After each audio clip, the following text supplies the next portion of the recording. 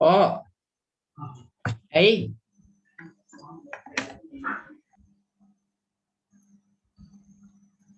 right. හරි එතකොට අපි 2012 ගාන නේද?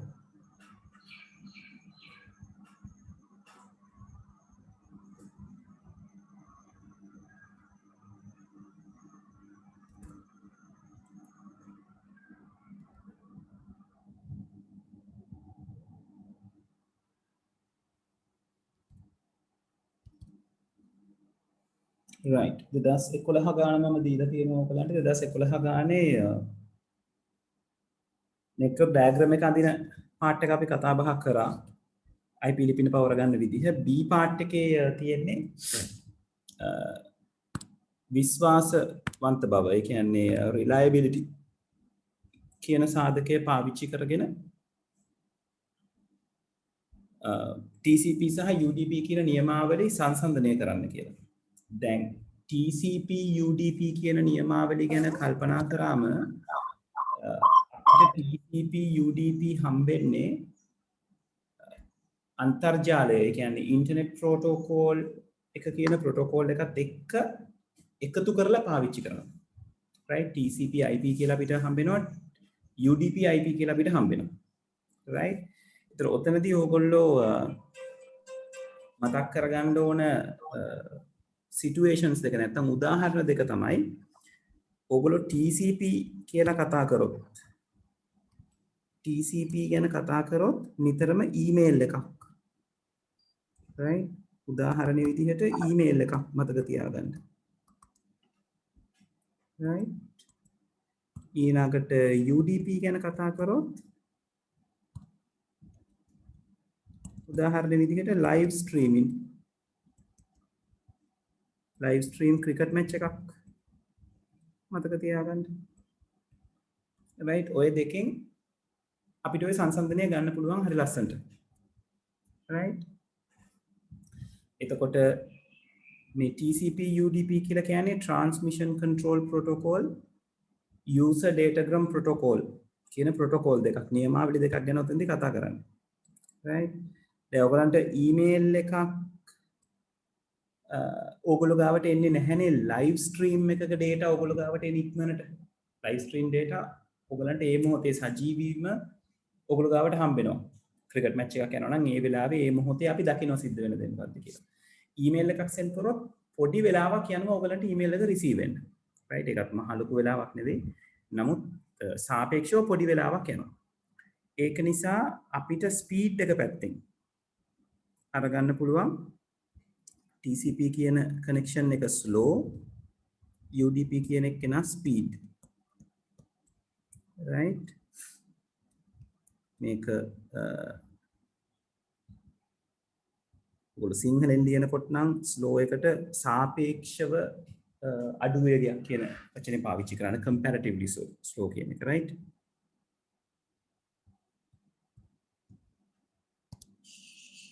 sannivedanaය සාපේක්ෂව සෙමෙන් සිදුවේ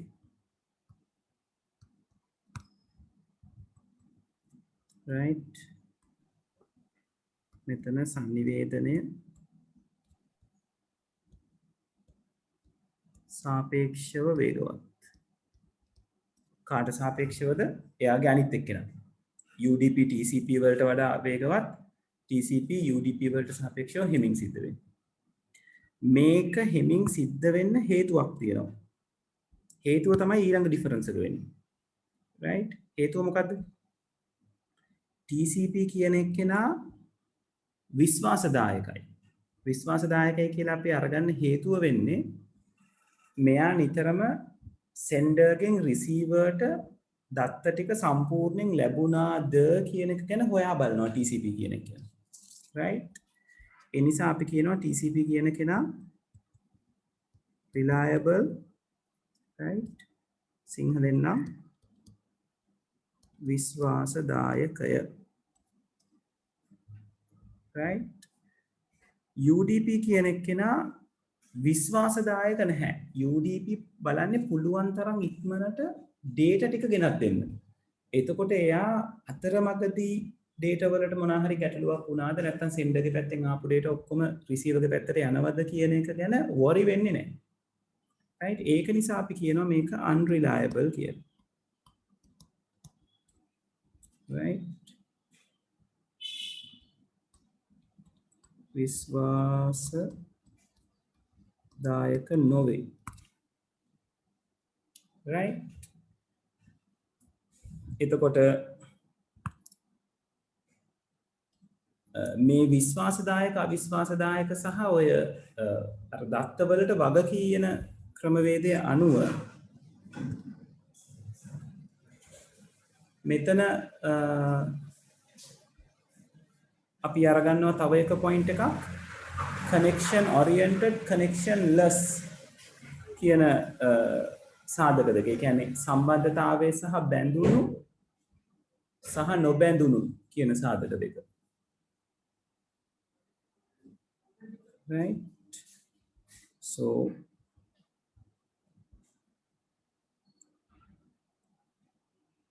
ඉංග්‍රීසියෙන් අපි කියනවා connection oriented connectionless, right? සිංහලෙන් නම් සම්බන්ධතාවය හා බැඳුණු සම්බන්ධතාවය හා නොබැඳුණු කියන ගැන දෙක. right? ඔය කියන ඒවා අපිට කතා බහ කරන්න පුළුවන් TCP UDP. එතකොට මෙතන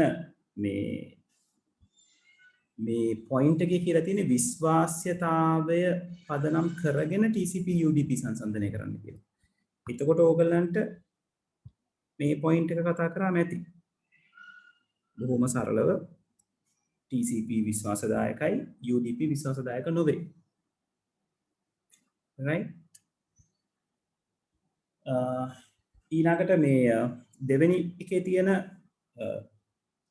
peer to peer කියන එක දැන් අපි සිලබස් එකේ නැහැ. client server කියන architecture එක පොඩ්ඩක් දැනගෙන හිටියට කමක් නැහැ. right? client server architecture එකේ වෙන්නේ සේවා සපයන්නෙක්. දැන් අපි වෙබ්සයිට් එකක් එක්ක සම්බන්ධ වෙනකොට අපි ඉන්නේ client server architecture එකේ. right? දැන් even මේ අපි මේ වීඩියෝ කොන්ෆරන්ස් එක පැත්ත ගත්තම වීඩියෝ කොන්ෆරන්ස් එක පැත්ත ගත්තමත් අපි ඉන්නේ client server කියන architecture එකේ. දැන් මම Zoom කියන වීඩියෝ කොන්ෆරන්ස් සර්විස් එක පාවිච්චි කරාට මමත් ඇත්තටම zoom.us කියන වෙබ්සයිට් එක හරහා තමයි ඔයගොල්ලොත් එක්ක සම්බන්ධ වෙන්නේ. මම zoom.us කියන වෙබ්සයිට් එකට එක පැත්තකින් සම්බන්ධ වෙනවා. ඕගොල්ලෝ තව පැත්තකින් සම්බන්ධ වෙනවා. right?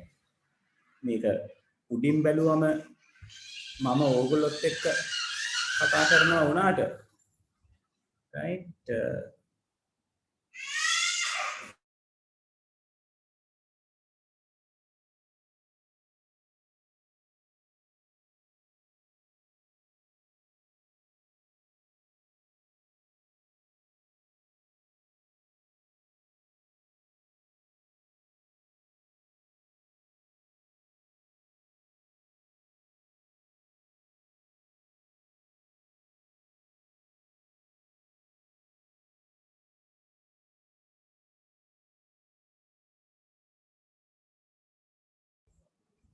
right. sorry ළමයි. මෙතන client server architecture ගන්නකොට කතා බහ කරන්න තියෙන්නේ සේවාව සපයන කෙනෙක් ඉන්නවා, ඒ සේවාව ලබා ගන්න කෙනෙක් ඉන්නවා කියන points දෙක. right? ඒකට client server architecture එක විස්තර කරනකොට client කියන්නේ කවුද, server කියන්නේ කවුද කියන එක සරලව විස්තර කරන්න. right? එතකොට අපිට server කියන කෙනාට කියන්න පුළුවන්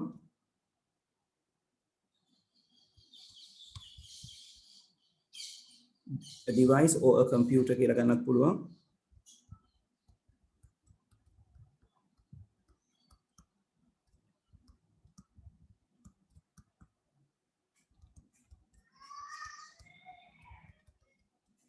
which provide a service, right? සිංහලෙන් ලියනවා නම් මේක in a network කියන වචනේ ලියන්න මොකද නැත්නම් තේරුමක් නැති වෙනවා, right? සේවාව සපයන උපාංගය හෝ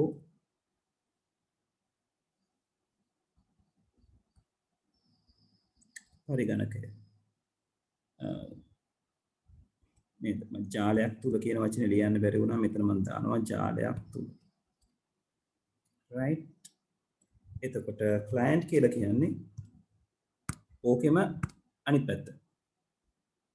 right? A device, computer, which receives a service.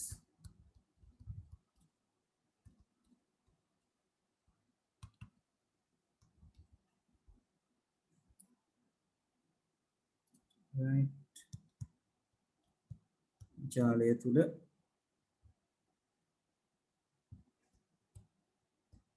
සේවාව ලබා ගන්නා පරිගණකය හෝ උපාංගය. right? අන්තිමට අහලා තියෙනවා ජාලයක පවතින නාභි හා ස්විච් අතර වෙනස්කම් ලයිස්තුගත කරන්න කියලා. එතකොට අපිට වෙනස්කම් කීපයක් කියන්න පුළුවන් නේද? මේ දෙන්නගේ සමානකම් තියෙනවා. මොනවාද සමානකම්? සමානකම් තමයි මේ දෙන්නම පාවිච්චි කරන්නේ පොඩි නෙට්වර්ක් එකක් හදාගන්න. right? නැත්නම් ජාලයක් නිර්මාණය කරගන්න නැත්නම් උපාංග එකිනෙකට ජාලගත කරගන්න. තමයි හබ් එකයි ස්විච් එකයි කියන දෙන්නම පාවිච්චි කරන්නේ. right? ඊළඟට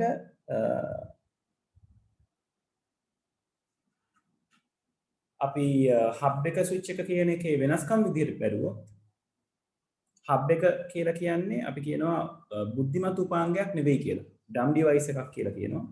right? මොකද හබ් එකට හම්බෙන සියලුම පණිවිඩ ජාලයේ තියෙන සියලුම උපාංග වෙත sannivedanaya කිරීම කරනවා.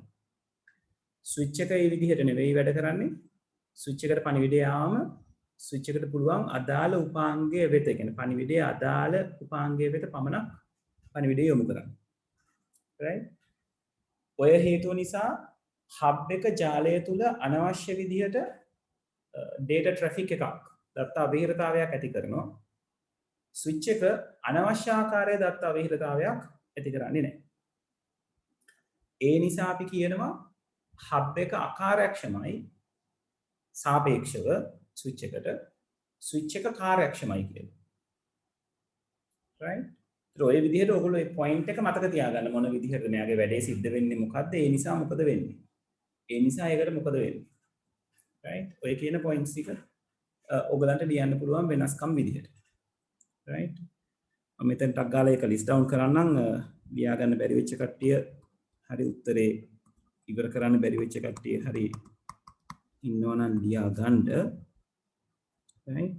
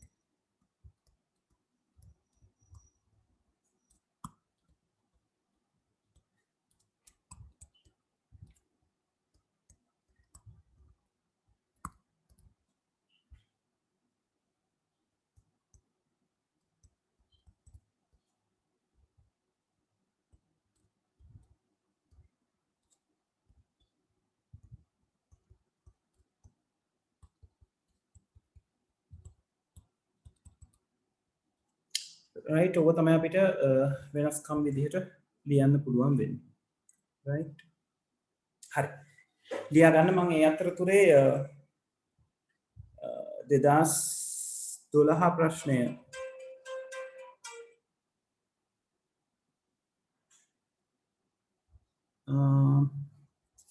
ඔව් 2012 ප්‍රශ්නය දාන්නම් 2012 ප්‍රශ්නෙට වඩා හොඳයි කියලා හිතනවා ටිකක් කතා කරන්න පුළුවන් ප්‍රශ්නයක්. 2012 ප්‍රශ්නේ සාපේක්ෂව ටිකක් ලේසි. ඔව් මෙන්න මෙයා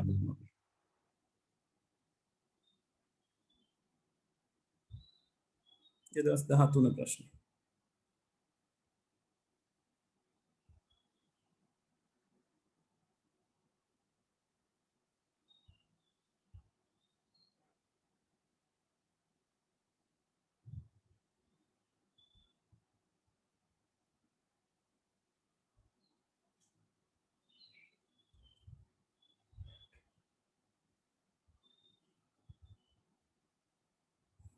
හරි ඔබ කරලා ඉවරයි 2013 ප්‍රශ්නේ බලන්න try කරන්න.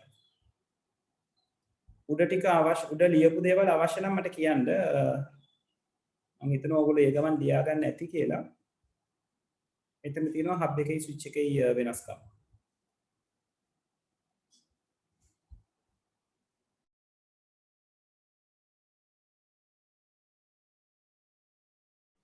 දෙදස් 13 ප්‍රශ්නේ ගෲප් එකට දාලා තියෙන්නේ.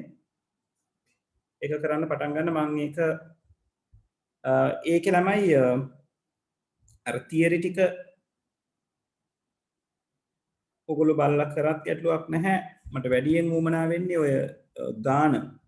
කියන්නේ C part එක. මේකේ මේ මේල් සර්වර් කියන එකට ඔයගලන්ට උත්තර දෙන්න බෑ. මේල් සර්වර් කියන එක අපි කතා බහ කරන්නේ නැහැ.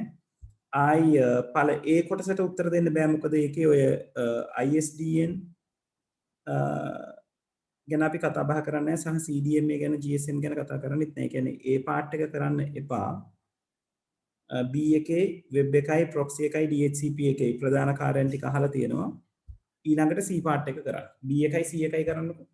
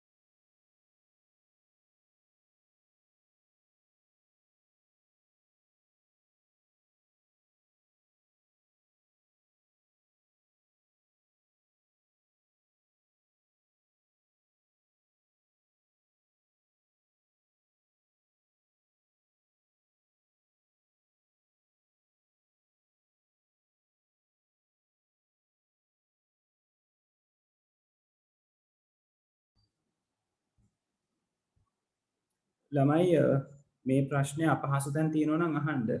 right clear නැත්නම් තියෙනවා නම් අහන්න.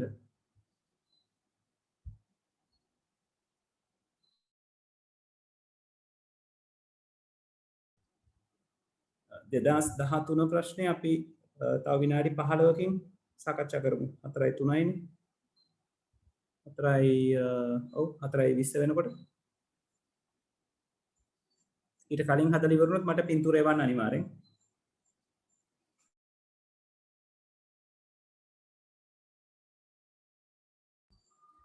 තමයි මට විනාඩියක් දෙන්න.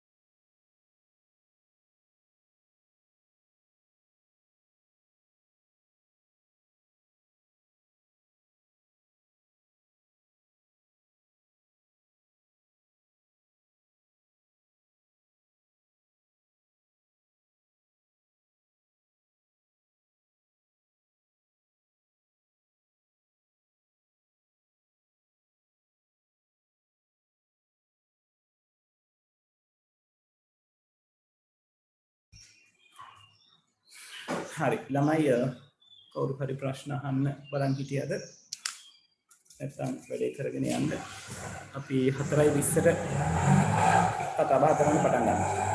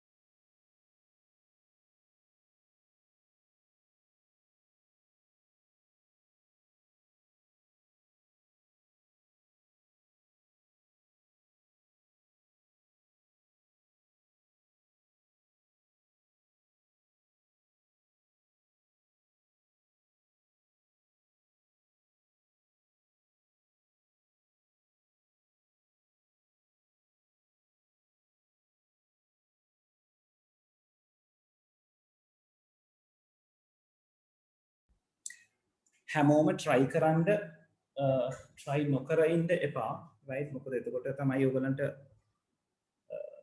ඔළුවට එන්නේ කොතනද ඔයගලන්ට මිස් වෙලා තියෙන්නේ කියන එක right තව විනාඩි 10කින් අපි ඩිස්කස් කරන්න පටන් ගන්නවා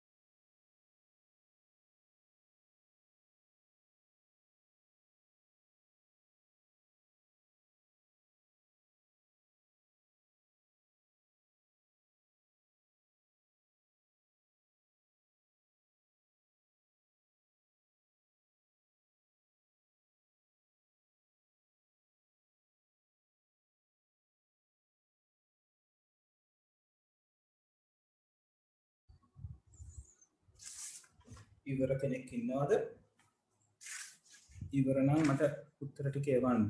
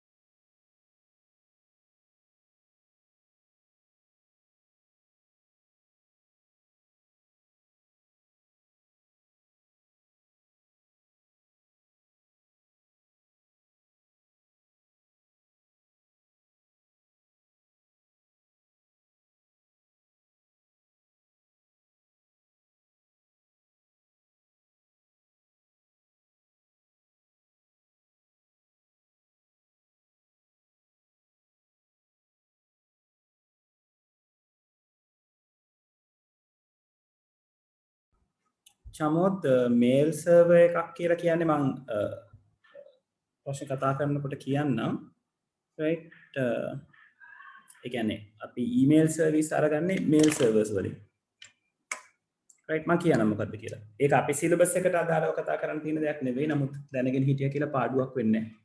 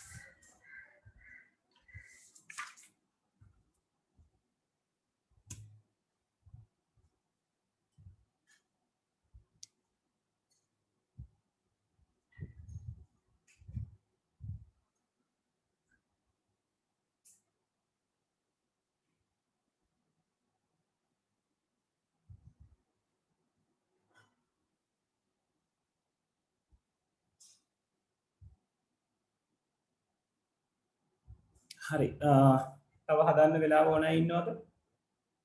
නැත්නම් අපිට ගාන පැත්තට යන්න පුළුවන්.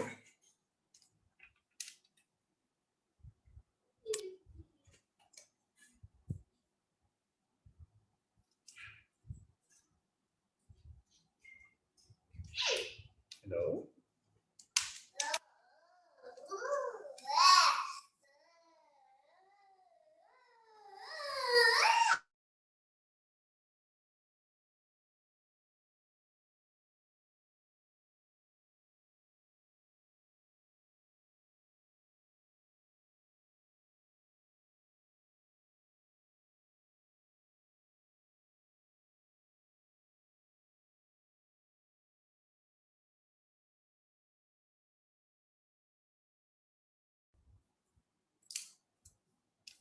හරි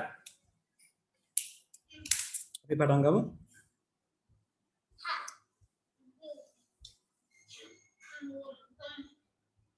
ප්‍රශ්නේ මුලින්ම තියෙන්නේ මම කිව්වා ඒ කොටස කරන්න එපා කියලා. පහත දක්වා ඇති සේවාදායකයන්ගේ ප්‍රධාන කාර්ය ලබා දෙන්න. ප්‍රධාන කාර්ය. right? එතකොට වෙබ් සර්වර් එකක් කියලා කියන්නේ අපි දන්නවා ලෝකයේ කොතනක හෝ තියෙන තවත් එක කම්පියුටර් එකක් right නැත්නම් කම්පියුටර් එකක් කියලා සලකන්න පුළුවන් ඩිවයිස් එකක් මේක ඇතුලේ වෙබ්සයිට් එකක් තියෙනවා මේ වෙබ්සයිට් එක දාලා තියෙන කම්පියුටර් එක අන්තර්ජාලය හා සම්බන්ධයි Suhara go to Ami take it and go to Ami right මේක අන්තර්ජාලය හා සම්බන්ධයි පැය 24ම 365 දවසෙම එතකොට අන්තර්ජාලය හා සම්බන්ධ වෙන ඕනම ඩිවයිස් එකකට මේ කියන වෙබ් සර්වර් එක ඇක්සස් කරන්න පුළුවන් right මේ තියෙන වෙබ් අඩවිය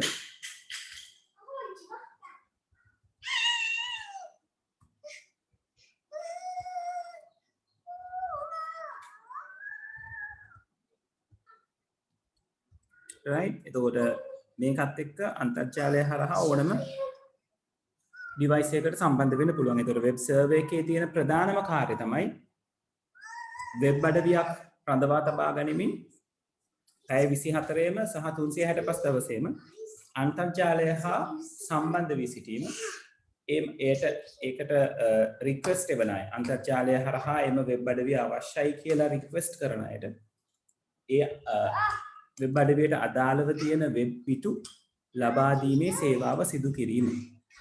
ඒක තමයි යාගේ වෙබ් සර්වර් එකක තියෙන ප්‍රධාන කාර්යය වෙන්නේ. ඕකේ අහලා තියෙනවා මේල් සර්වර් එකක් කියන්නේ මොකක්ද කියලා. මේල් සර්වර් එකක් කියන එක ඔයගලන්ගේ සිලබස් එකේ දැන් කතා කරන්නේ නැහැ. නමුත් මේල් සර්වර් එක කියලා කියන්නේ ආයෙත් Suhara take it to Ami please.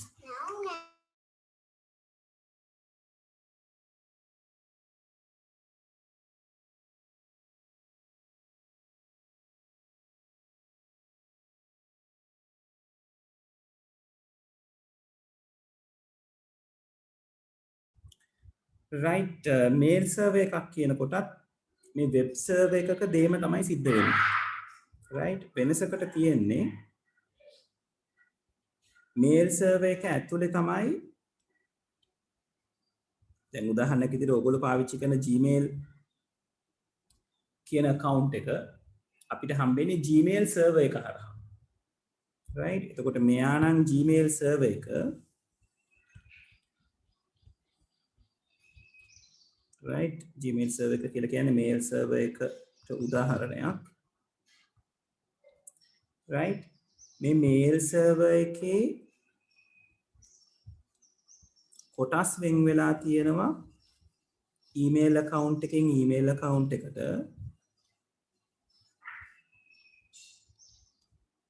right එතකොට ඒ අදාළ email account එකට යන්න username එකක් password එකක් දීලා තියෙනවා right මේක abc@gmail.com කියන email එක මෙයා xyz@gmail.com කියන email එක දැන් ඔය වගේ ඔයගොල්ලෝ gmail.com කියලා හදලා තියෙනවා නම්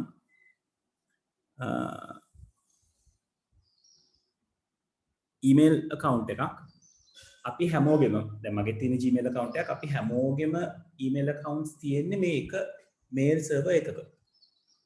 ඒක අපි කරන්නේ අන්තර්ජාලය හරහා අපේ කම්පියුටර් එකට යන්න මේ email account එකක් access කරන්න ඕන වුණාම අපේ කම්පියුටර් එකේ browser එක open කරගත්තාම අපෙන් ඉල්ලනවා username එකයි password එකයි right ඒ ඉල්ලලා ඊට පස්සේ අපිට කියනවා login වෙන්න කියලා නැත්නම් sign in වෙන්න කියලා. ඒතර අපි username එකයි password එකයි දුන්නම මේගොල්ලෝ කරන්නේ මේ අන්තර්ජාලය හරහා මේ අදාළ පරිගණකයේ අදාළ email account එකත් එක්ක connect වෙන එක. right ඒකට මෙතනට දුන්නොත් abc@ gmail.com කියලා දීලා මෙතනට පාස්වර්ඩ් එක දෙනවා. තුනෙන් පස්සේ ඒ දෙක මැච් වෙනවා නම් මෙයා ඉන්ටර්නෙට් හරහා ගිහිල්ලා ඒ අදාළ ඊමේල් සර්වර් එකේ අදාළ මේල් බොක්ස් එක ඕපන් කරලා පෙන්නනවා. ඒ කියන්නේ අදාළ මේල්ස් ටික එයාට පෙන්නනවා. right? ඒතර ඊමේල් සර්වර් එකක තියෙන ප්‍රධාන ෆන්ක්ෂන් එක තමයි ලෝකයේ පුරා යම්කිසි ඊමේල් ඇඩ්‍රස් එකකට එන ඊමේල් ටික ගබඩා කරලා තබා ගැනීමත් අවශ්‍ය වේලාවකදී පරිශීලක නාමය හා පාස්වර්ඩ් එක මුරපදය ලබා දුන් විට ඒ අදාළ ඊමේල් පහසුකම අදාළ පරිශීලකයාට ලබා දීම. right? ඕක තමයි ඊමේල් සර්විස් එකකින් කරන්නේ. ඊමේල් සර්වර් එකකින් කරන්නේ. right? හරි. තේරුණාද කතන්දර දෙක? මගේ ප්‍රශ්නයක් අහලා තිබ්බ කවුරු හරි ඒ අතරමැද්දේ?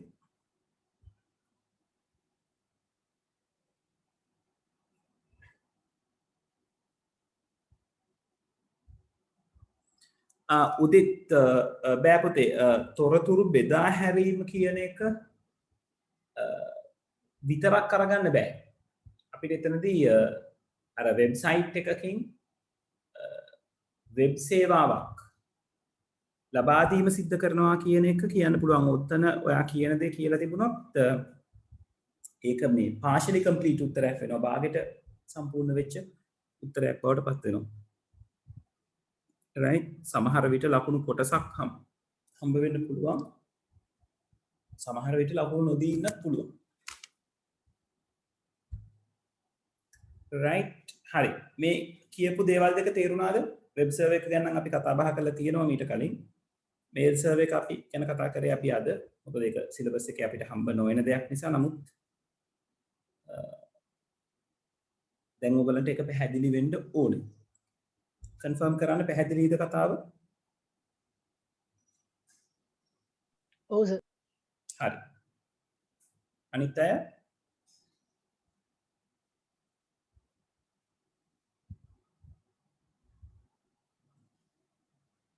right. හරි. ඊළඟට අහලා තියෙනවා නියෝජ්‍ය සේවාදායකයේ proxy server. මතකයි අපි නෝට් එකේ අන්තිමට ඉගෙන ගත්ත එක්කෙනා. proxy server එකක් අපි කොහොම පාවිච්චි කරන්නේ? යාගේ වචනයෙන්ම තේරෙනවා යම් කිසි උපාංග ප්‍රමාණයක් නියෝජනය කිරීමට. right? එතකොට මම කියවා ඒක ගොඩක් වෙලාවට මේ security option එකක් විදිහට පාවිච්චි කරන්නේ. දැන් උදාහරණයක් විදිහට බැංකුවක් වගේ අරගත්තොත් බැංකුවක තියෙන සංවේදී දත්ත ටික විවිධ පරිගණකවල ගබඩා වෙලා තියෙන්න පුළුවන් ඒගොල්ලන්ගේ ජාලයේ. right? බැංකුවක ජාලයක් අරගත්තොත් නේද ස්විච් එකට සම්බන්ධ වෙලා විවිධ පරිගණක තියෙනවා. ඒ විවිධ පරිගණකවල විවිධ දත්ත තියෙන්න පුළුවන්. එතකොට ඒ වගේ වෙලාවක පාවිච්චි කරන security method එකක් තමයි proxy server එකක් පාවිච්චි කරන එක. ඒතර proxy server එකෙන් වෙන්නේ proxy server එක තමයි මම කිව්වා මේ arms දෙකක් සහිත වෙන්න පුළුවන් එකම server එක කියලා. right? මේක තමයි proxy එක. මේවා PCs.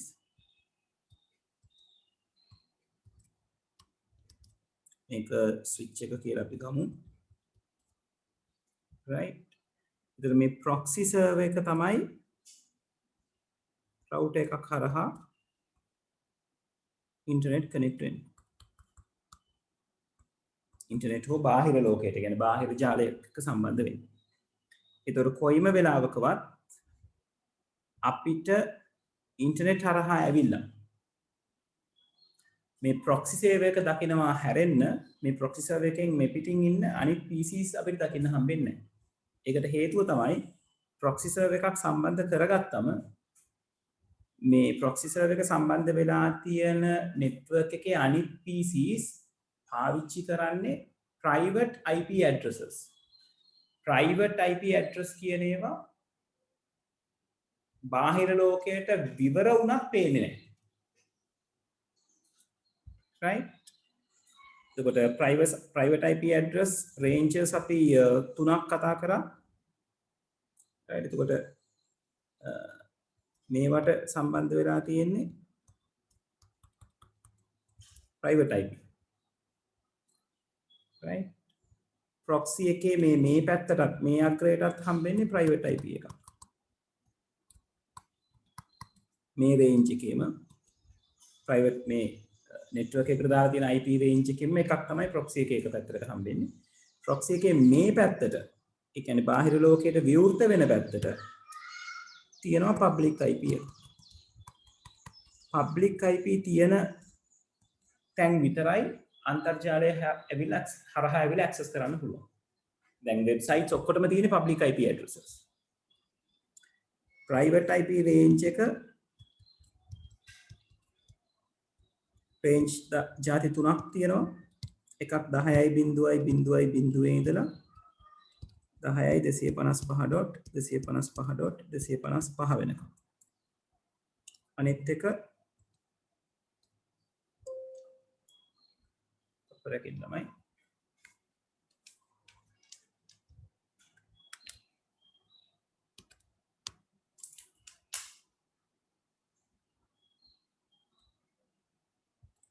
එකසිය 72.16.0 ඉඳලා 172.31.255.255 දක්වා අන්තිම එක්කෙනා තමයි වැඩිපුරම පාවිච්චි කරන්නේ 192.168.0.0 වල ඉඳලා 192.168.255.255 right ඔය කියන IP addresses ටික private IP range කියලා අපි අරගන්න. එතකොට කොයිම වෙලාවකවත් public IP එකක් විදියට මේ ranges පාවිච්චි වෙන්නෙත් නැහැ, recognize කරන්නෙත් නැහැ. right උදාහරණයක් විදියට publicly පාවිච්චි කරන්න අවශ්‍ය වන computer එකකට මේ range එක ඇතුලේ IP එකක් දුන්නොත් ඒක public IP එකක් කියලා හඳුනා ගැනීමක් කරන්නේ නැහැ. ඒක තමයි networking වල තියෙන සම්මතය. right එතකොට දැන් proxy server එකක main function එකනේ අහලා තියෙන්නේ. ප්‍රධාන කාර්යනේ. මේවා ඇඳ ඔයගලන්ට පෙන්වන්න අවශ්‍ය නැහැ. මම මේ අඳින්නේ වැඩේ පැහැදිලි වෙන්න ආයිසරයක්. එතකොට proxy server එකේ තියෙන ප්‍රධාන කාර්යය තමයි ආයතනයක තියෙන ජාලයක සම්බන්ධ වෙලා තියෙන පරිගණක හෝ නැත්නම් ජාල කරන උපාංග ටික බාහිර ලෝකයෙන් සංගවා ගනිමින් ඒ වෙනුවෙන් ක්‍රියා කරන අතරමැදියෙකු ජාලය වෙනුවෙන් ක්‍රියා කරන අතරමැදියෙකු ලෙස පෙනී සිටීම කියන එක තමයි proxy server එකේ තියෙන function එක වෙන්නේ.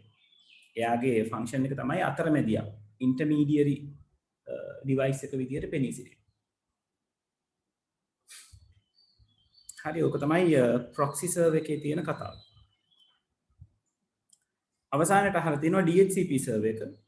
DHCP server එක කියලා කියන්නේ Dynamic Host Configuration Protocol. ගතික සංග්‍රාහක නියමාවලි. එය කියලා අපි හඳුන්වනවා Dynamic Host Configuration Protocol.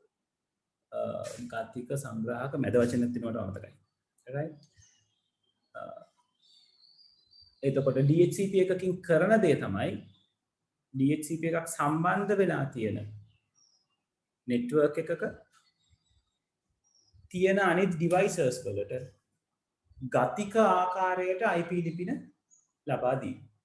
right කියන්නේ ගතික ආකාරයට IP ලිපින ලබා දෙනවා කියලා කියන්නේ ඒ device එකක් IP එකක් ඉල්ලන අවස්ථාවකදී request කරන අවස්ථාවකදී DHCP server එකට පුළුවන් ඒ අවස්ථාවේ ඒ DHCP server එකට දීලා තියෙන IP range එකෙන් කැමති IP එකක් ඒ අදාළ device එකට ලබා දීම සිද්ධ කරනවා. right එතකොට මේ විදිහේ අවස්ථාවක් ගත්තොත් එතන switch එකක් තියෙනවා. මේ තියෙන DHCP server එකක් මේවට පරිගණක සම්බන්ධයි.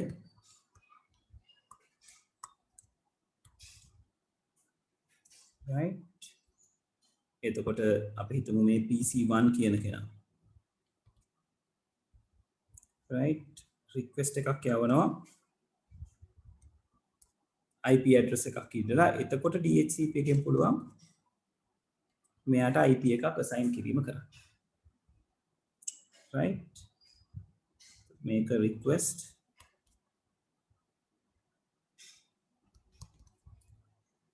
ඊට පස්සේ මෙයාගේ IP එක මේ අදාළ පරිගණකයට ලබා දෙන්න right එතකොට DHCP වල තියෙන ප්‍රධාන ෆන්ක්ෂන් එක මොකක්ද කියලා ඇහුවොත් අපිට විස්තර කරන්න තියෙන්නේ ඕක. සම්බන්ධ වී සිටින ජාලයේ අනිකුත් උපාංග වෙත IP ලිපින ගතික ආකාරයෙන් ලබා දීම. නැත්නම් ගතික ආකාරයෙන් පැවරීම. හරි. පැහැදිලිද මෙතනට වෙනකම්? ලියා ගන්න අවශ්‍ය කට්ටිය ලියා ගන්න. right මම මුලින්දලා පොඩ්ඩක් පින්තූර ටික පෙන්නන්නම් ඔයගලන්ට.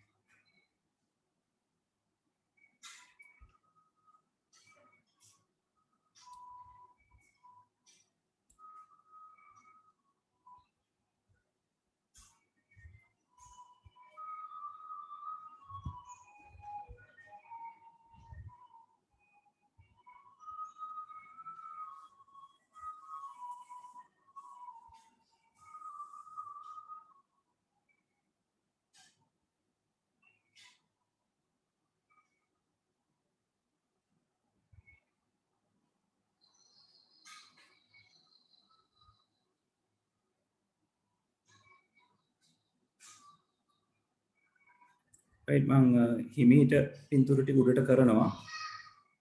ඇඳ ගන්න හෝ ලියා ගන්න කට්ටිය ලියා ගන්න. අතපහ වුණොත් මට චුට්ටක් කියන්න.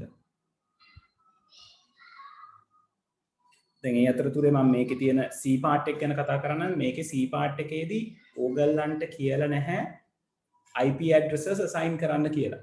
IP ගාවලවත් නැහැ. නිකන් diagram එක ගැන විතරයි අහලා තියෙන්නේ. right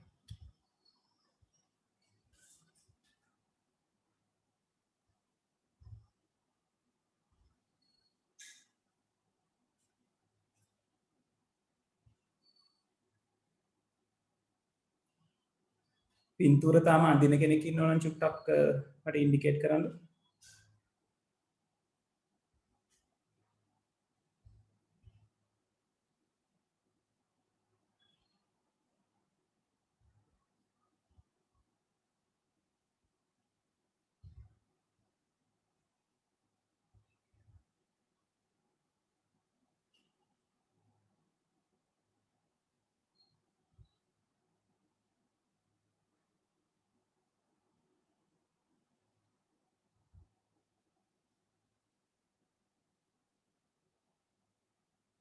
හරි.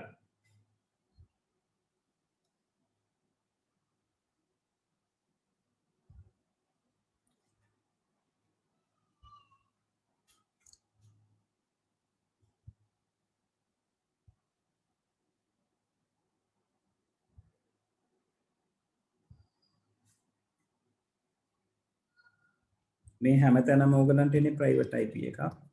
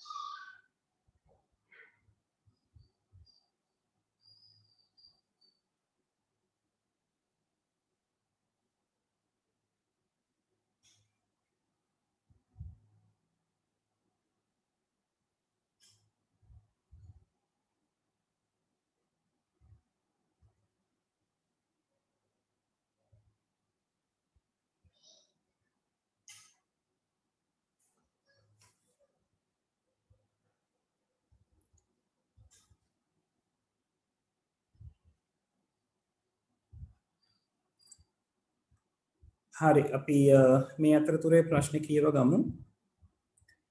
මේක කියලා තියෙනවා ආයතනයකෙහි සේවකයන්ට අන්තර්ජාල පාදක සේවා ලබා දීම සඳහා වෙබ් සේවා දායකයක්, තැපැල් සේවා දායකයක්, නියෝජන සේවා දායකයක්, DHCP සේවා දායකයක් ස්ථාපනය කරනු ලැබ ඇත. එතකොට සර්වර්ස් 4ක් තියෙනවා.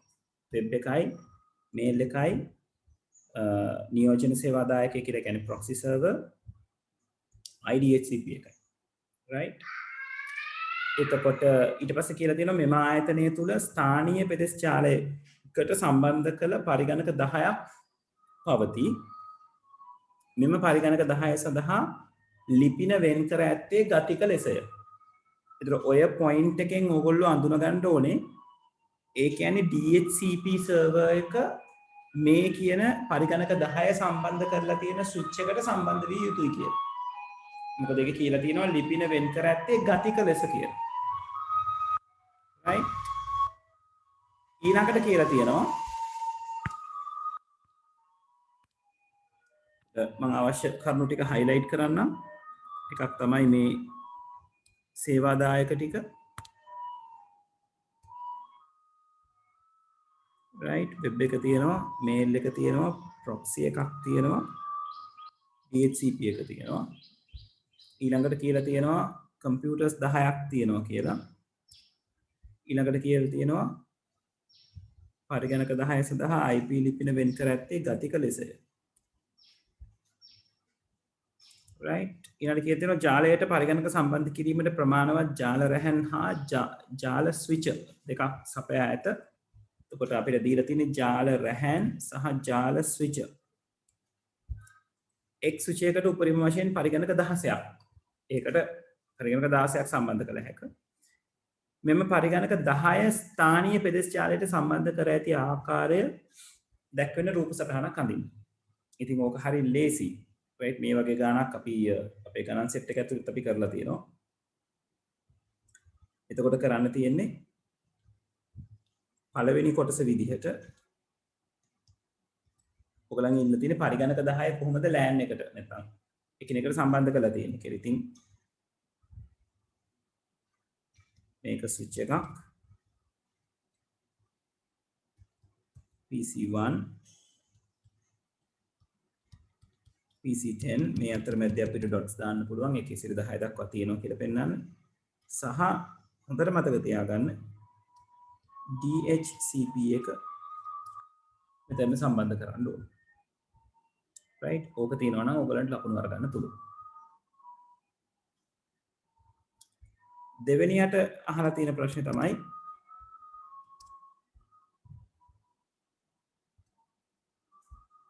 වෙබ් සේවා දායකයා හා තැපැල් සේවා දායකයා අන්තර්ජාලය සමග සම්බන්ධ කර ඇති ආකාරය දැක්වීමට වෙනත් රූප සටහනක් අඳින්න. දැන් මෙතනදී පොඩි ගැටලුවක් එනවා අපිට. මොකද අපේ මේ සැරේ මේ දීලා තියෙන ගානේ අපිට කියලා තියෙනවා මොනවාද අපිට දීලා තියෙන devices කියලා. right? එතකොට මේකේ රවුටර් එකක් ගැන කතා කරලා නැහැ. අපි දන්නවා අන්තර්ජාලය හා සම්බන්ධ වෙන්න නම් අපිට රවුටර් එකක් අවශ්‍යයි. right? නමුත් ගානේ රවුටර් එකක් ගැන කතා කරලා නැහැ. right? එතකොට අපිට සිද්ධ වෙනවා රවුටර් එක නැහැ කෙලින්ම මෙයා ඉන්ටර්නෙට් සමග සම්බන්ධ වෙනවා කියන උපකල්පනය කරන්න. එහෙම නැත්නම් උපකල්පනයක් කරන්න වෙනවා අන්තර්ජාලය හා සම්බන්ධ වන බැවින් මාර්ග කාරකයක් හරහා අන්තර්ජාලය හා සම්බන්ධ වෙනවා කියලා උපකල්පනයක් ලියන්න. ලියලා රවුටර් එක අඳින්න. එතකොට හොඳම වැඩේ මේගොල්ලෝ දීලා තියෙන දේවල් ටිකත් එක්ක මේක මැනේජ් කරන එක. ඔයගොල්ලන්ට ස්විචර්ස් දෙකක් දීලා තියෙනවා ඇතිතරම් network cables දීලා තියෙනවා. right? එතකොට ස්විචර්ස් දෙක දීලා තියෙන නිසා අපිට එක ස්විච් එකක් දැන් මේ PCs 10 කනෙක්ට් කරන්න පාවිච්චි කරා. අනිත් ස්විච් එක අපිට පුළුවන්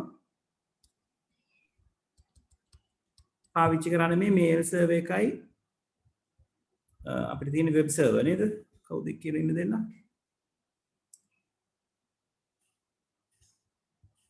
වෙබ් සේවාදායකයා හා තැපැල් සේවාදායකයා. right? එතකොට වෙබ් සර්වර් එක කනෙක්ෂන් තියෙනවා.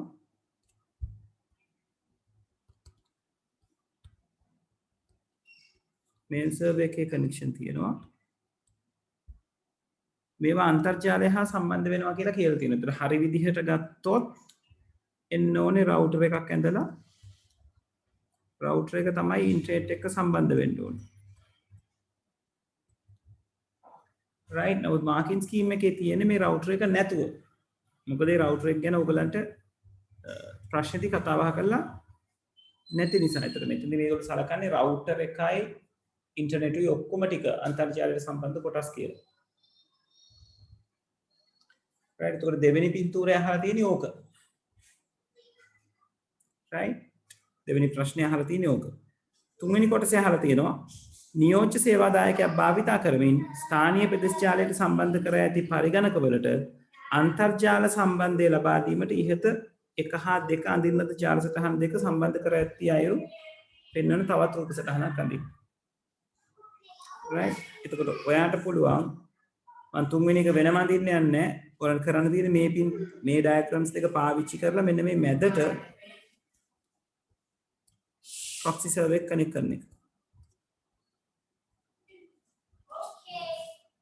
right එයා මේ පැත්තේ ස්විච් එකත් එක්ක කනෙක්ට් වෙනවා. right proxy server එකට arms දෙකක් තියෙන නිසා අපිට ඔය වැඩේ කරන්න පුළුවන්. අපිට අවශ්‍ය නම් proxy එක මැද්දට කනෙක්ට් කරන්නේ නැතුව proxy එක DHCP එක පැත්තට ඒ කියන්නේ DHCP තියෙන network එක පැත්තට කනෙක්ට් කරලා switches දෙක direct connect කරන්න පුළුවන්. එතනදී proxy එකක් තියෙනවා කියලා කියන්නේ නිතරම proxy එක configure වෙන්නේ අදාළ network devices ටික. නැත්නම් host set එක මේ PC සහ DHCP කියන set එක proxy එක හරහා access කරන්න. right මෙහෙම අදින්නත් පුළුවන්. එහෙම නැත්නම් proxy එක එකාම්මයකින් සම්බන්ධ කරලා switches දෙක එකිනෙක සම්බන්ධ වෙනවා කියලා අඳින්න පුළුවන්. right කෙසේ හෝ වේවා ඔයගොල්ලෝ 1 හා 2 පින්තූරවල ඒ කියන්නේ 1 හා 2 කොටස් වල ඇඳපු පින්තූර ටිකම තමයි මේකට පාවිච්චි වෙන්නත් ඕනේ. හරි පැහැදිලිද? එතකොට මෙයා සම්බන්ධ කරගෙන ඇඳව තමයි තුන්වෙනි ඩයග්‍රෑම් එක සම්බන්ධ සාර්ථක වෙන්නේ.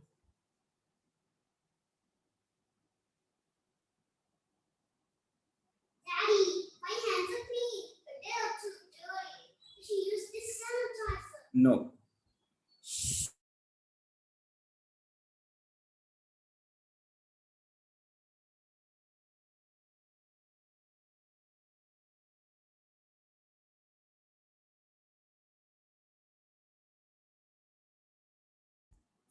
හරි තේරුණාද ළමයි?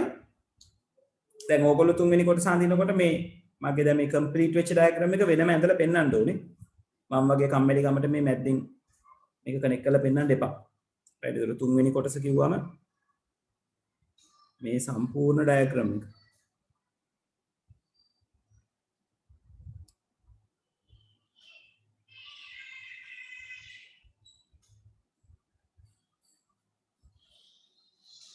right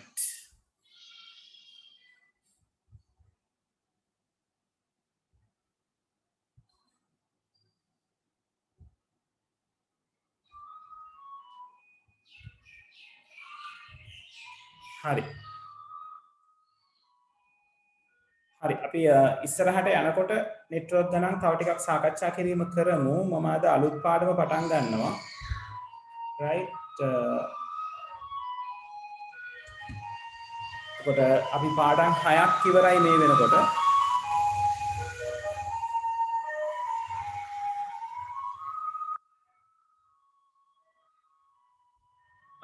චමෝද් තුන්වෙනි එකට රවුටර් එකක් එන්නේ නැද්ද කියලා අහන්නේ කොතනටද චමෝද්?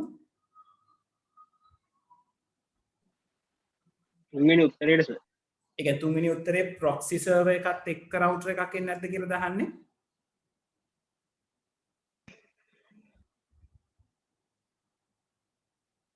අපි මෙතනදී චමෝද් අපි පාවිච්චි කරන්නේ proxy server එක තමයි දෙන්න සම්බන්ධ වෙනවා කියලා.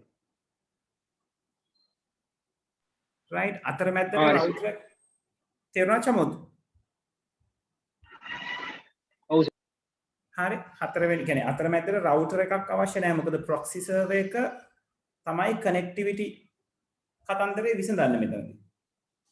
right අමුතුවෙන් රවුටර් එකක් අවශ්‍ය වෙන්නේ නැහැ. right මෙතන මේ කියන්නේ ප්‍රැක්ටිකල් විදිහට අපි තේරුම් ගත්තොත් මේකෙන් මේගොල්ලෝ කරලා තියෙන්නේ මේ තියෙන මේ PCs 10 අංගපු එක තමයි කරලා තියෙන්නේ. මොකද වෙබ් සර්වර් එකයි මේල් සර්වර් එකයි එලියත් එක්ක සම්බන්ධ වෙන්න ඕනේ. මොකද වෙබ් එක එලියට බලන්න පුළුවන් වෙන්න ඕනේ, මේල් එක එලියට ඇක්සස් කරන්න පුළුවන් වෙන්න ඕනේ. නමුත් ප්‍රොක්සි සර්වර් එක හරහා යන්න ඕනේ PCs ටික ඇක්සස් කරන්න. ඒකට PCs ටිකේ තියෙන data ඒගොල්ලෝ ප්‍රයිවට් කරලා තියෙනවා. වෙබ් එකයි මේල් සර්වර් එකයි පබ්ලික් කරලා තියෙනවා. හරි right හරි එහෙනම් අපි අලුත් පාඩම පැත්තට යමු. ඕගොල්ලෝ දැන් මේ වෙනකොට පාඩම් 6ක් ඉවරයි. right අපි 7 වෙනි පාඩම පටන් ගන්න. එතකොට 7 වෙනි පාඩම තමයි සිස්ටම් කියන පාඩම. පද්ධති. නැත්නම් මෘදුකාංග පද්ධති. right එතකොට මේ පාඩමෙන් විභාගයට අදාළව මේ පාඩමේ අපි කතා බහ කරන්නේ පරිගණක පද්ධතියක් ගොඩනගන්නේ කොහොමද කියන එක ගැන. right එතකොට ඒකට අදාළව අපි ඉගෙන ගන්නවා පද්ධති සංවර්ධන ජීවන චක්‍රය කියලා එකක්. System Development Life Cycle. කෙටියෙන් අපි කියනවා SDLC එක කියලා. පාඩමෙන් 90%කට වඩා තියෙන්නේ ඔය SDLC එක ගැන කතා බහ කරලා. right ඉතිරි 10% කොටසේ කතා කරලා තියෙනවා විවිධ පද්ධති වර්ග ගැන සහ ඊළඟට මේ SDLC එක පද්ධති සංවර්ධන ජීවන චක්‍රය ප්‍රායෝගිකව ඇප්ලයි කරනකොට මොන විදිහේ මොඩල්ස් වලින්ද ඇප්ලයි කරන්නේ. right ඒ කියන්නේ පද්ධති සංවර්ධන ජීවන චක්‍රය කියන්නේ ඇඳුමක් කියලා අපි ගත්තොත් කමිසයක් කියලා හිතන්නකො, ෂර්ට් එකක් කියලා හිතන්න. ඒ ෂර්ට් එක මහන්න පුළුවන් එක එක විදි තියෙනවා. අන්න ඒ ගැන කතා බහ කරලා තියෙනවා. ඒ කියන්නේ විවිධ මොඩල්ස් ගැන. right ඊට අමතරව COTS packages කියලා ජාතියක් ගැන කතා කරලා තියෙනවා. අපි ඒක එතනටම කතා බහ කරමු. ওই ටික ගැන තමයි පාඩමේ කතා බහ වෙන්නේ. විභාගෙට මේකෙන් ප්‍රශ්නය ඇහෙන්නේ ඔව් ටියුට් එකක් තියෙනවා. මම ටියුට් එක තාම නැනපෙතට යවලා නැහැ මේ දැන් තියෙන තත්ත්වත් එක්ක.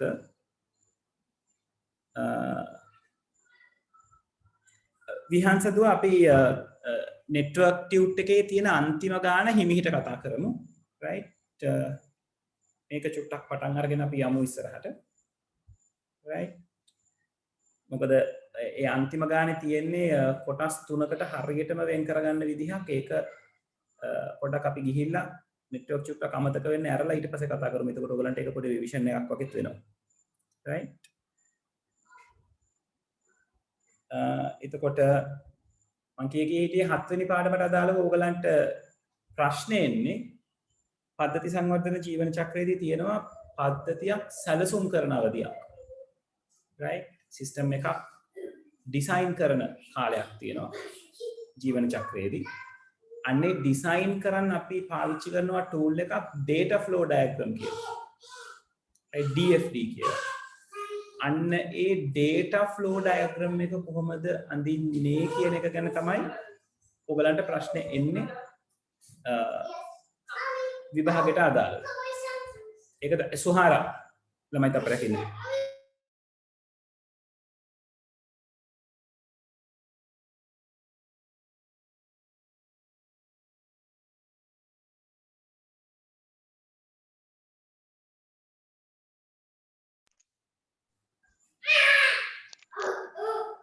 ළමයි sorry. right එතකොට ඔයගොල්ලෝ හුරු වෙන්න ඕනේ වැඩිපුරම කන්සන්ට්‍රේට් කරන්න ඕනේ ඔය මං කියපු ඩයග්‍රෑම් එක කොහොමද හරියට ඇඳගන්නේ කියන එක. මොකද ඒක බොහොම ලේසියෙන් ලකුණු ගන්න පුළුවන් ඩයග්‍රෑම් එකක්. right තනි ප්‍රශ්නයකුත් ඒ සම්බන්ධයෙන් අහනවා. ලකුණු 15ක ප්‍රශ්නයක්. right ඔයගොල්ලෝ සාමාන්‍යයෙන් පේපර් එකක් ගත්තම ළමයි වැඩිපුරම අත ගහන තැන් තුනක් තියෙනවා පේපර් එකේ. එකක් ගේට් ප්‍රශ්නේ, අනිත් එක මේ සිස්ටම් ප්‍රශ්නේ, අනිත් එක ඊළඟ පාඩමේ අපි ඉගෙන ගන්නවා ඩේටාබේස් එකක් කොහොමද ඩිසයින් කරන්න කියලා. ඒකත් ඩයග්‍රෑම් එකක් තියෙන ER ඩයග්‍රෑම් කියලා. ඒ ප්‍රශ්නේ. right එතකොට ඔය මේ ඩයග්‍රෑම් එකයි ඊළඟ පාඩමේ ඩයග්‍රෑම් එකයි හොඳට ස්ටඩි කරන එක තේරුම් ගන්න ලේසි. පොඩි දේවල් ටිකක් තියෙන මතක තියාගන්න. ඒකෙන් සම්පූර්ණ ප්‍රශ්නයක් එනවා. මෙච්චර කාලෙකට හැම පේපර් එකකම සම්පූර්ණ ප්‍රශ්නයක් ගිහිල්ලා තියෙනවා. ඒක අධ්‍යයනය කරලා ඔයගලන්ට ලකුණු 15 ඒ කියන්නේ ලකුණු 4.5 එද ගන්න තියෙන්නේ. MCQ පැත්ත ගැන ගත්තොත් මේ පාඩමේ MCQ සාමාන්‍යයෙන් 4ක් 5ක් විතර වගේ තමයි. එන්නේ කියන්නේ සම්පූර්ණ ලකුණු 10ක් විතර පෝෂන් එකක්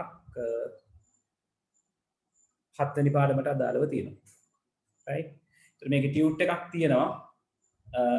ඒ ටියුට් එක මම ලැබෙන්න සලස්වන්නම් නැනපෙතට මේ ලංකාවේ තියෙන මේ තත්ත්වය කියන්නේ 7 වෙනිදා අහු වෙනවත් එක්ක ඊට පස්සේ හිමින්සර ගිහිල්ලා කලෙක්ට් කරගන්න. එතකන් අපි කතා බහ කරන ටික අපි මෙතන පොඩි ෂෝට් නෝට් එකක් විදිහට ඔයගලන්ට ක්‍රියා කරන්න පුළුවන් වෙන විදිහට මම කතා කරගෙන යන්නම්. right ඒක අපි පොතට දාගෙන යමු. right hari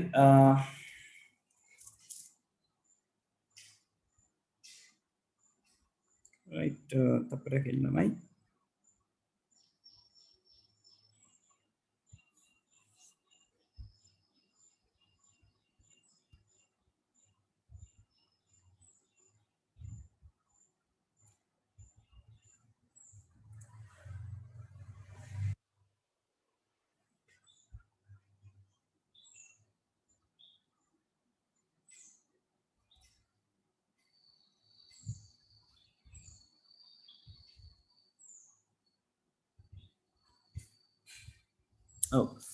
මාතෘකාව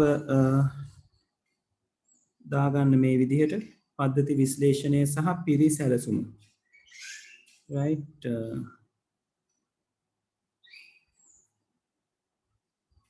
ඔක තමයි ඔයගලගේ ටියුට් එකේ cover page එක. පද්ධති විශ්ලේෂණය සහ පිරිසැලසුම, system analysis and designing.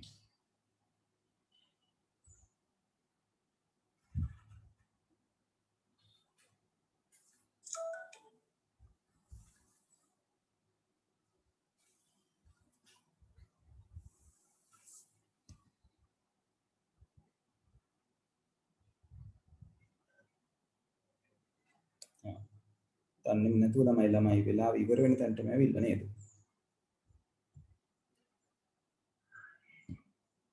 right කමක් නැහැ අපි පොඩි දෙයක් මේ ගැන කතා බහ කරලා ඉවර වෙලා සෙෂන් එක එන්ඩ් කරමු. right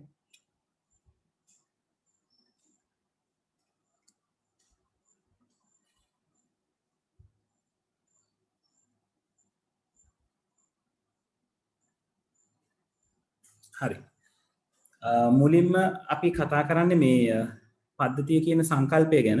right ඒක ගැන ලියාගෙන අපිට සෙෂන් එක අපි එන්ඩ් කරමු. right මේ පද්ධතියක් කියන එක අපි සාමාන්‍යයෙන් කතා කරනවා පරිගණක පද්ධතියක් කියන තැනට එන්න කලින් අපි කතා කරනවා පද්ධතියක් කියලා කියන්නේ මේ අපිට අවට පරිසරයේ දකින්න හම්බෙන බොහෝමයක් මේ ආදාන ක්‍රියාවලි ප්‍රතිදාන කියන මොඩල් එක ඇතුළට දාගන්න පුළුවන් ඕනම ආකාරයේ දෙයක් අපි කතා කරනවා පද්ධතියක් කියලා. right එතකොට පද්ධතියක් ඇතුලේ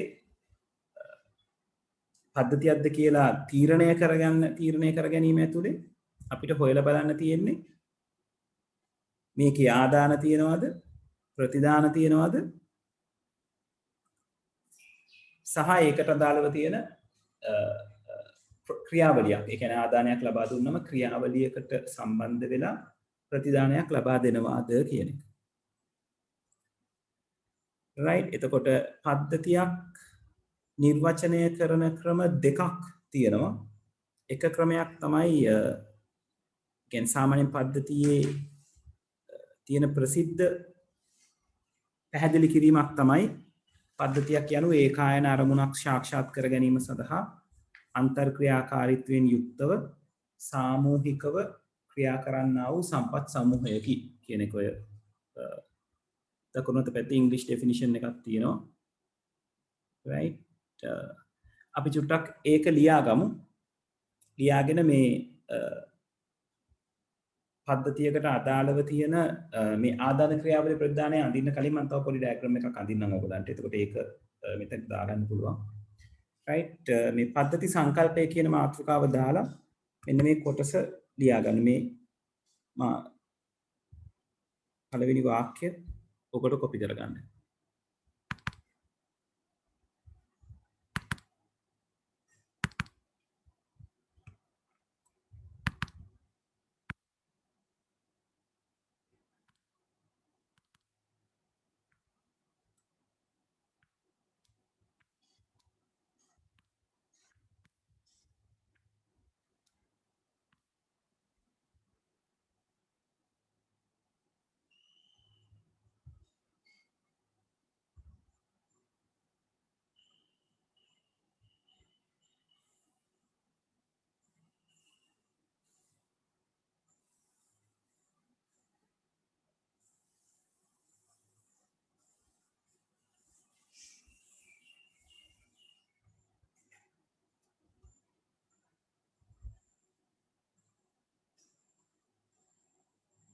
උදිත් ඔය ස්ක්‍රීන්ෂොට් එකක් ගහලා ගෲප් එකට දැම්මට කමක් නැහැ. හැබැයි ලියා ගන්න ස්ක්‍රීන්ෂොට් එක විතරක් තියාගන්න එපා.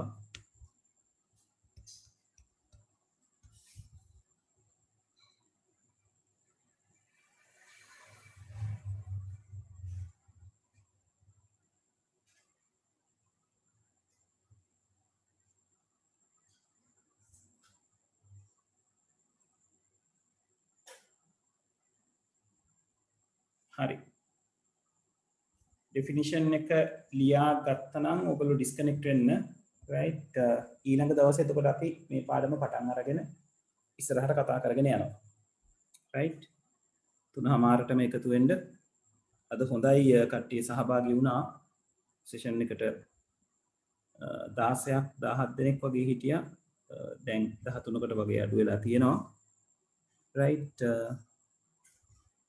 ඉස්කෝලවල පන්ති තියෙනවා කියලා මම දැක්ක ගෲප් එකේ කට්ටිය කතා බහ වෙලා තියෙනවා. ඉතින් ඔය ඔක්කොමත් එක්කනේ මේකට සෙටල් වෙන්නේ. ඔය විදිහට අරගෙන යන්න. රෙකෝඩින්ග්ස් රිෆර් කරගන්න කියන්නේ යාළුවන්ට. අලුත් පාඩම පටන් ගත්ත කියන එක පොඩ්ඩක් යාළුවන්ව දැනුවත් කරන්න. right ඇවිල්ලා පුළුවන් විදිහට සම්බන්ධ වෙන්න කියන එක. හරි. right එහෙනම් ලබන සතියේත් මේ වෙලාවට. හරි ගිහින් right thank you very much good night හැමෝටම.